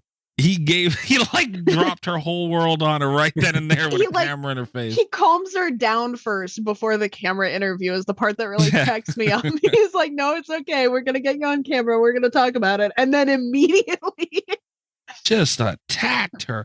But that kind of goes into the next point. I don't think this is a horror movie. Oh, so again, this is something that I'm sure we're going to cycle back around to. This is not a horror movie. This had no business being on this show. I love this, and I love that it has been kind of embraced by the horror fans that like those weird, like, 70s cult movies. I think this is the least scary out of any of them because they knew what they were doing. Like, a lot of them ended up being cult movies by accident. Because they were trying to do something scary and it turned out really poorly. Attack of the Killer Tomatoes, they knew exactly what they were making when they were making this movie. It does feel like if we're doing this, we might as well just next week do Scary Movie. Yeah. I would not mind doing Scary Movie. Scary Movie also much more horror than this, by the way. It's another stupid franchise that I have to be in the mood for, and I rarely am. Okay, true, but there were more kills in it. There was blood in it. I mean, there's more of a horror movie than this. I don't know, man. These tomatoes get some people. Get some people. You don't see nothing. I don't know. It's just to me this, and I'm not tooting Scary Movie someone for being a horror movie or nothing, but this just was not a horror movie at all. And I was just sitting there going, like, I haven't seen this in a very long time. I was like, what in the fuck, man? I do think that I took a lot of enjoyment out of watching it, knowing that you were going to have to watch it too. What the fuck, man? Why? To be a fly on the wall while you were watching this movie. God damn it. Yeah, no, there were a lot of eye rolls. It was awful. It's terrible.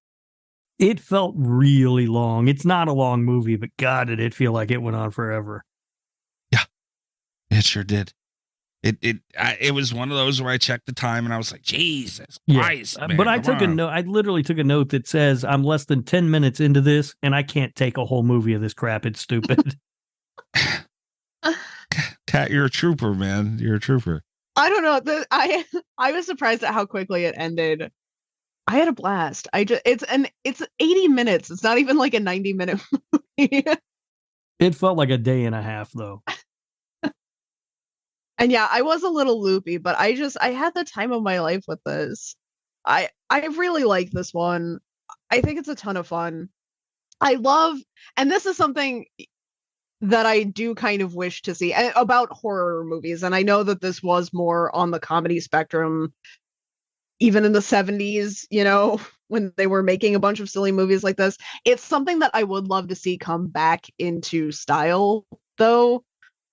With horror movies today, where we can just have like Attack of the Killer Donuts is a really good example. You know, it's obviously drawing some inspiration from Attack of the Killer Tomatoes because this was like the big one, but it's like I just love those goofy premises. I wish we had more of these where it's just like, listen, tomatoes are evil now. Let's do this. You know, like. It's true. That's the kind of stuff. Sure. That's the kind of plot I have fun with, and you know, I think this one does it really well. In particular, I really love that they have, you know, they figure out that the song "Puberty Love" can defeat the tomatoes, and they're playing it, and then they meet the tomato with headphones, and it's like it's just so good. And when that doesn't, you know, when they have to defeat him anyway, he pulls out the sheet music for Puberty Love, and that just immediately defeats the tomato. Like, it's just, I want more nonsensical horror plots like this, because it's something that I really miss. Speaking of Puberty Love. Yeah. I came across something in Fun Facts. Okay. That I still am having trouble processing, and we'll get there. But it's about that song. Okay, I'm excited. I'm with you, Kat. I'm with you. I like it. Attack of the Killer Donuts is a good example. Like that was a great movie. Yeah, but and to be fair to this movie, the Attack of the Killer Tomatoes, I feel like we're at a time where you can do a premise like that right. Yeah, you know, and hey, if they did Attack of the Killer Tomatoes and it looked like Attack of the Killer Donuts, and even if they kept the same type of slapsticky thing, I might be more into it, you know, but you get a little more of the horror aspect with that because the tomatoes can do more than just sit on the floor. And, you know, like you can actually pull it off. Yeah.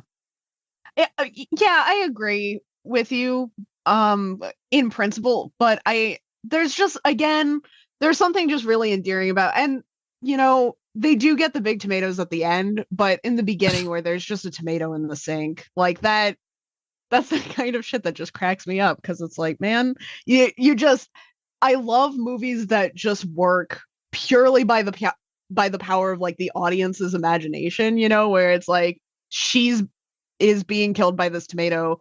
You have to believe that the tomato is scary for this to work, you know, like, I don't know. It makes me feel like a part of the process. There would have been nothing. It would have cost very little for them to put a magnet in that or something in that tomato on the bottom end of it and, put another magnet on the bottom and move it around, it would have cost nothing. But they just didn't do it. And it's shit like that, man. Like, come on. And I don't know how to make a movie for shit, but I could have thought of that. I don't know. For me, you just need more. And I would hey, Attack of the Killer Tomato remake. Sure. Fine. If you do it right, I'll be there for it and I'll give it its fair day in court. I feel like we need to start. I would also love that. Well, it did get a sequel starring George Clooney. It did. And I'll be honest, I forgot. So I'm pretty sure I watched these back to back. I forgot a little bit which one was which. Yeah, I was disappointed that George Clooney wasn't in this one, to be honest with you. I love George Clooney. A lot of the scenes that I remembered were ones from Return of the Killer Tomatoes, which has one of the best cinematic plot twists of all time. Is it as good as Ben's Son? It's better. It's so much better. It's better than the greatest cinematic moment of ever put to film. Well, it is the greatest cinematic moment ever put to film, so interpret as you will.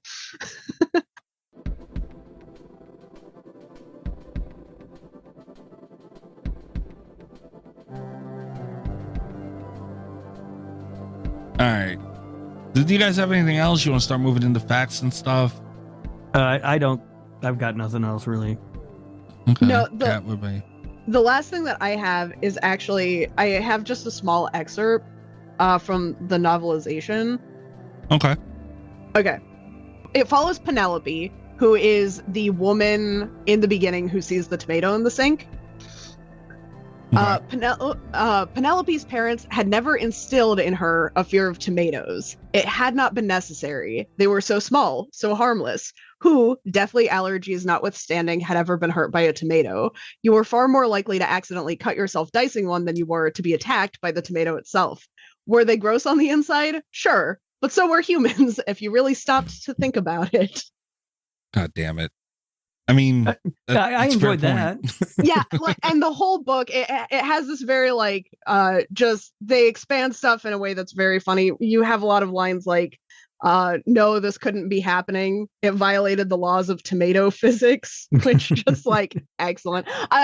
So yeah, to end on one note, I can understand not liking this. I think especially if you don't have any kind of emotional connection to this, or if you're coming in as an adult seeing this for the first time, I don't think it's going to do much for you, but I cannot recommend the novelization enough. It is so funny. It is what this movie thought it was doing in 1978.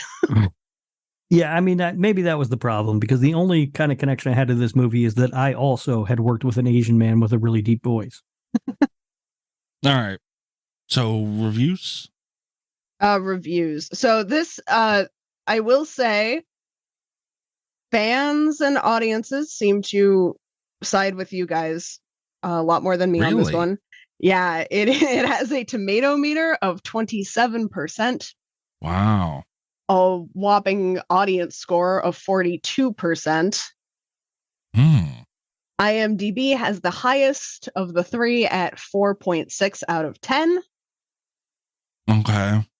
I'm surprised. This is like a beloved movie, that's shocking. I know. This might be our lowest rated cult classic on the show as of yet. It did not do well with critics. But I found a good review, a bad review, and the one that we're actually going to open with, which we don't have to read the whole thing, but it wins my Cat Velour Award for Best Review title. Okay. Fruit of the Gloom. 9 out of 10. Damn it. Perfect. Wow. All right. That's just great. The negative review is 4 out of 10. Not what I expected. I was expecting this movie to be one of those so good it's bad so good.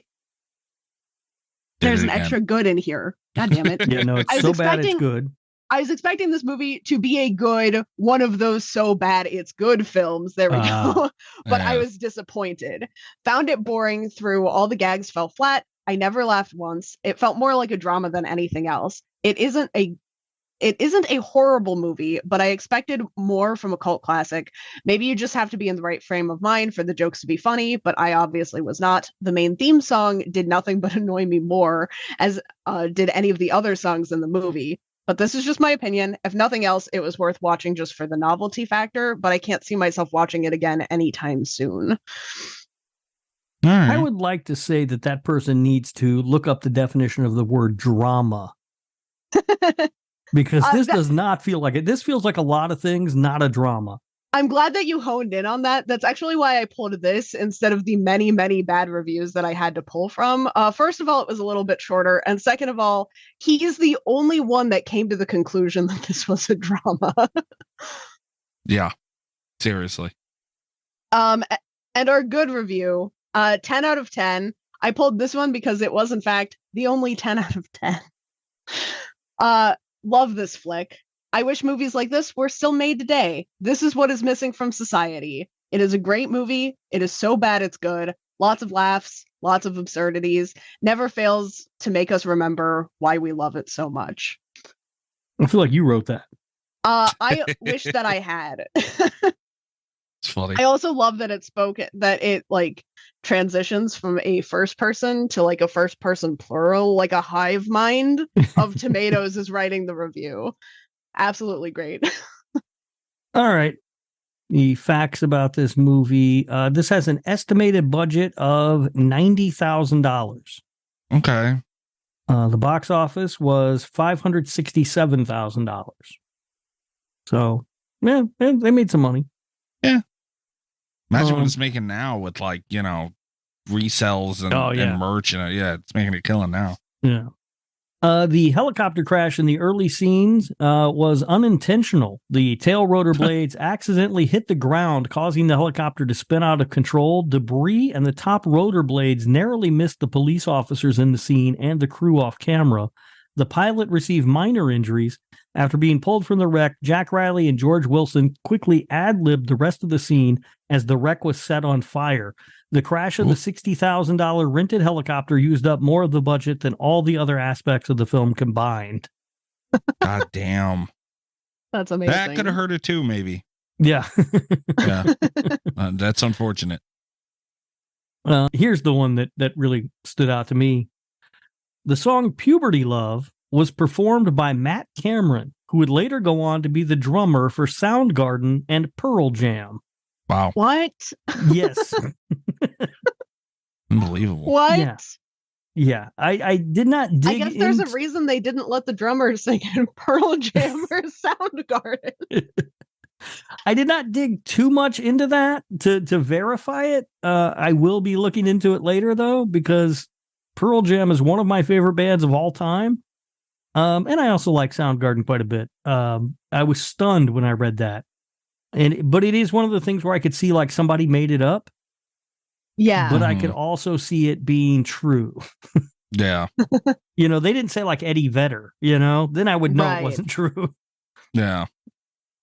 Most of the cast had never appeared in a movie before, and several never acted again. Shocker. Can't imagine why. The giant tomatoes were made out of foam. And finally, J. Stephen Peace did all of his own stunts and had a wooden board on wheels placed under his stomach for the scene in which he's dragged down the street by a car. Okay.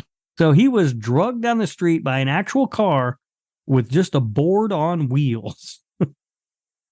Damn. Like, That's I guess commitment. a skateboard looking kind of thing, right? Like, that's what I'm picturing. But still, Shit, the that could have mechanics gone horribly used. bad. Especially for a under the production cars. that crashed an entire fucking helicopter. Yeah, I would not trust that crew in particular to drag me down the street on a car. Right? All right. Is that it, Rob? That's it. There were not a ton of facts about this one. Okay. Fair enough. All right. Portnoy time.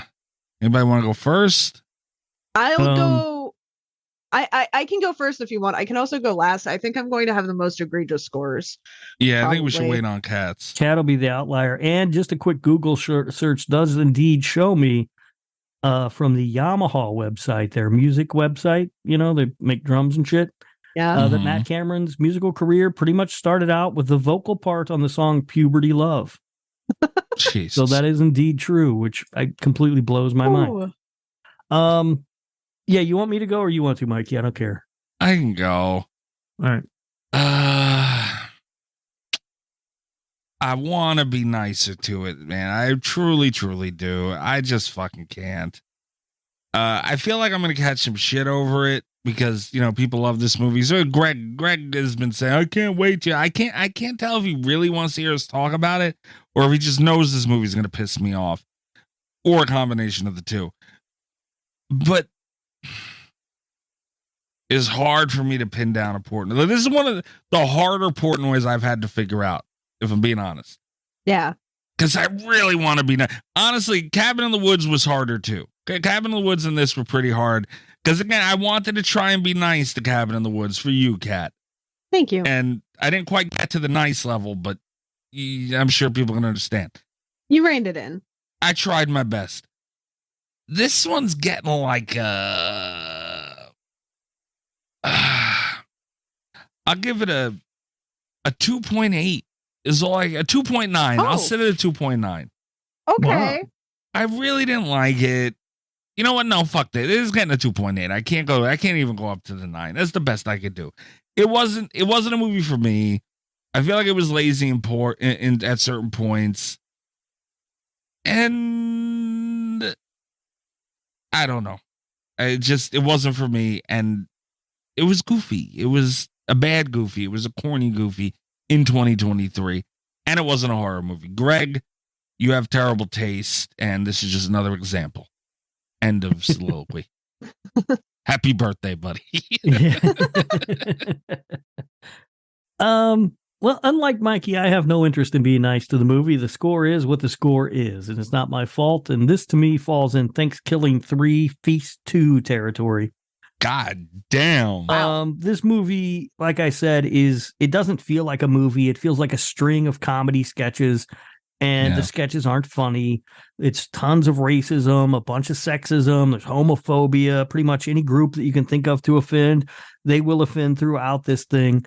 It's 80-minute runtime felt like a day and a half. It's really just completely stupid. I hated every second of watching it. I give it a 0.2. Oh my God. Ooh. Rob. Wow. Okay. All right. I can't believe that. Wow. It's bad. Right. It's real fucking bad. It is. I gave him a little bit because it's a beloved movie. And I don't care about that. The movie is what the movie is. The score is what the score is. All that other stuff is fine. If people love it, they can love it. But no, it's just fucking stupid. Yeah. So Rob's, I'm too drunk and loopy to do math. Rob might be the outlier. Mikey and I are closer than I thought we were going to be. I had a really tough time ranking this. Also, there are a lot of factors in this. One, we talked about it with bad CGI sharks, where I had a really tough time giving it like a horror score. Because it's not a horror movie. I love it to pieces, but it's just not a horror movie. I'm kind of in the same boat with Attack of the Killer Tomatoes, where I know that it's been like co-opted by the horror community, but sitting down and watching it again, it is a comedy, like it is what it is. Those were factors. The humor hasn't really aged very well. I know that I can't, take it entirely out of context of the book, which, there are a lot of factors at play. I felt bad giving it too high a score. If it were pure, like, how much did I enjoy this, it would be getting an unreasonably high score. But it does have issues. And, I was kind of looking at some of my other B movie scores to see it. None of them have gotten up to a 5. And I feel bad putting this one, much higher than our other like silly horror comedies, because it does have things like the humor that hasn't aged real well. But on the other side of that, this is the kind of the one that started like this whole subgenre of attack of the things that Cat loves. You know, like it has a place in history. I landed on a 4.5. Okay. I could have gone higher or lower just because this feels like such a fun time and it did so much for other horror movies. Like if it weren't for Attack of the Killer Tomatoes, we wouldn't have Attack of the Killer Donuts, you know? Like there's a whole genre of these that I just adore, but being reasonable about it and ranking it, you know, in today as a viewer today looking for a horror movie, it's missing some stuff. Yeah. Damn. Okay, I thought you were going to be higher, Kat. I'm not going to lie. I thought Rob was going to be a little higher. God damn. I did think Rob was going to be a little bit higher. Jesus Christ. I did not like this movie. I thought you were going to be lower, though. Like, also, I figured you were going to have the lowest score for this. Yeah, jeez. I thought maybe the tomatoes would pull Rob over. Also, I can't believe we didn't talk about it. The song that they sing at the end. This is like sometimes a musical movie and sometimes not. Yeah. Yeah. Did you notice that at the end the couple that's singing at each other, they switch voices like halfway through? I did because I noticed that she also catches him. She catches him. Yeah. And then he's singing the low part and she's singing the high part and then they switch and it was good. This movie's a mess. I love it. God damn it, Kat. I mean, honestly, you could tell me they did that and screwed it up in editing, and I would have, you know. All right, fair enough. All right, that's Attack of the Killer Tomatoes. Like I said, I haven't seen it in so long, and I was very surprised in how little horror was in there, man. Like this horror community will just take shit sometimes. Sometimes we just steal stuff.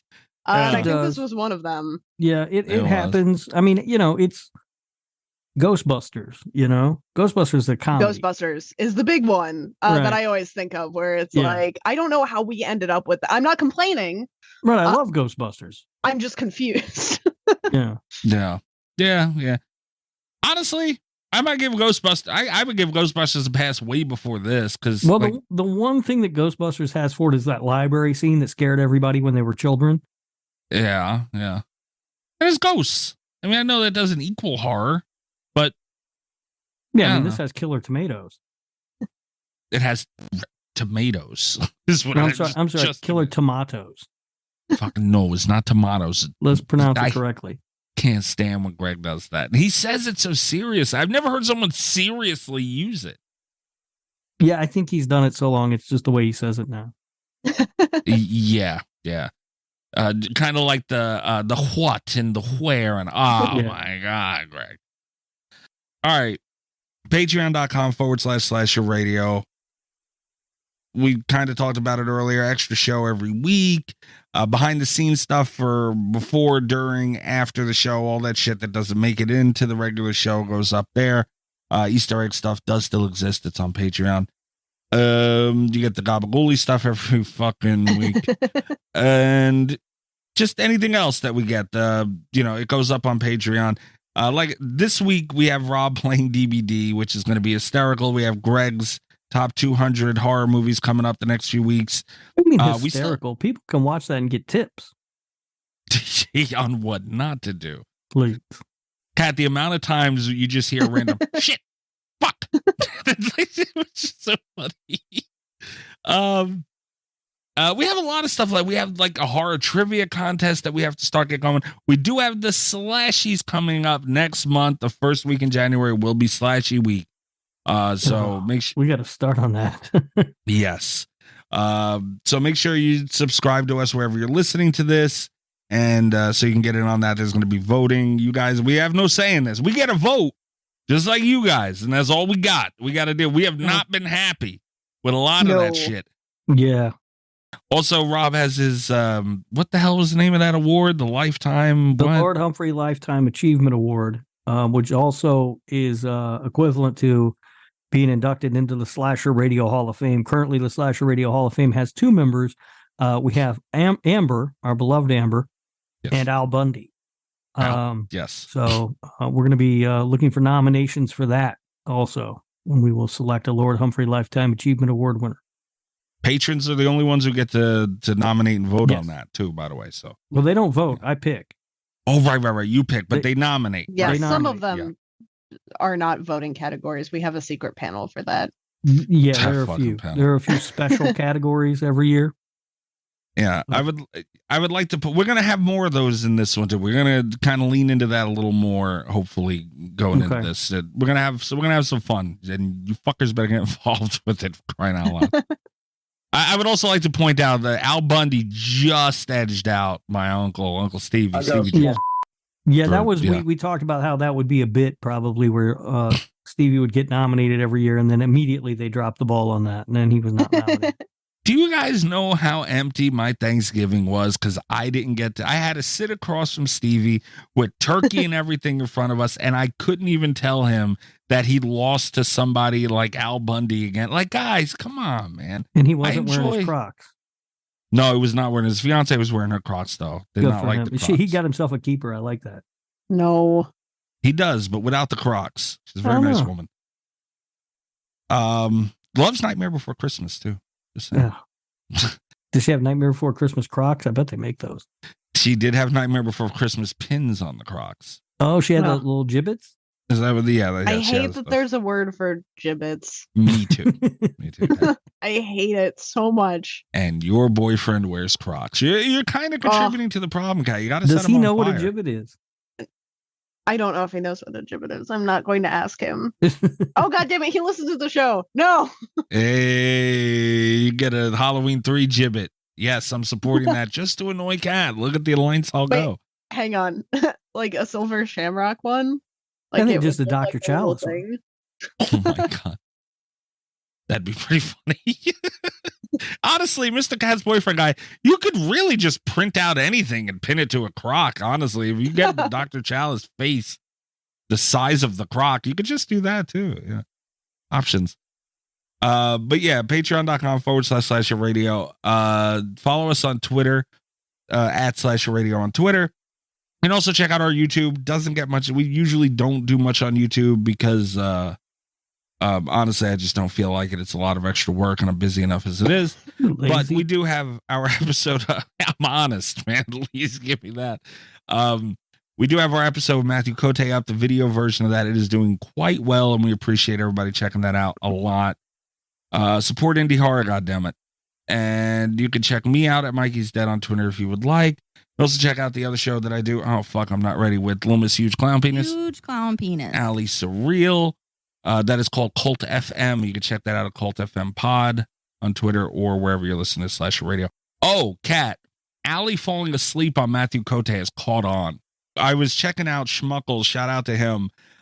He had done a video on us, and I was, checking out his stream and everything. And it's a whole button now. This is what was said when Allie started talking in his chat. It's the girl who fell asleep on Matthew Cote. No way. Fucking one of the greatest things that ever happened. And that's it for me. Rob, what about you? You can find me on social media at Radio Rob 123. You can also listen to the other show that I do with Kat, the Nick F and Woo Cage Cast. We are doing an episode on Trapped in Paradise, the 1994 movie, and hopefully that'll be out, although we have not recorded it yet, Kat. We need to do that. Yes. I am free tomorrow, and my voice seems to have held out okay. So perfect. Okay. I don't know. Yeah, we kind of got to record an episode to put it out for sure. Yeah. Very important. All right. Kat, what about you? You can find me on Twitter at cat_velour, VOLEUR. You can check out my website, catvelour.com. I have a Puppet Shark novelization and always working on more spooky books. So, yes. That's it for us, guys. Next week we will be back. Oh, yeah, we got to talk about that. Harry Manfredini ?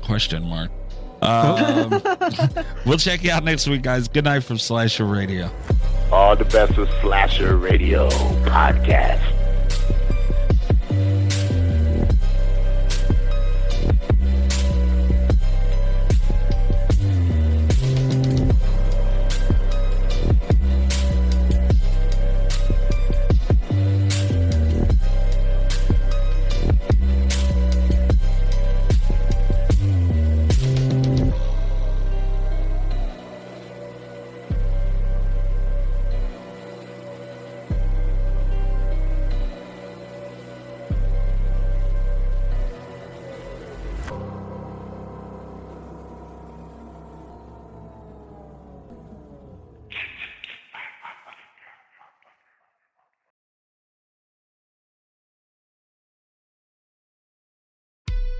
When you buy LG, you get so much more than just an appliance. You get more done, more cost savings, more peace of mind, and more control. Because LG appliances are designed to do more. Like washers and dryers with AI tech to take out the guesswork, refrigerators that fit in tight spaces and keep food fresher longer, or ranges with precise induction cooking and easy cleanup built in, all with the style you want and reliability you can count on, so you can get more from your home every day. LG appliances, so much more. Make life easier with LG. See the latest models and savings now at LG.com.